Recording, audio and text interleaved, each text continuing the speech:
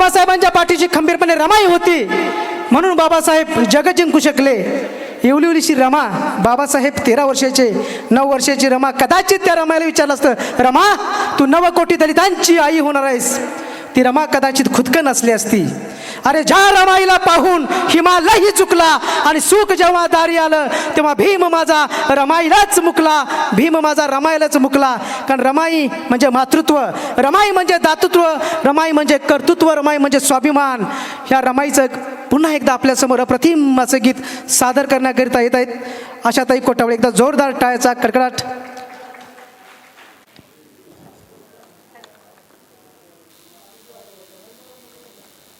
Hello hello hello hello.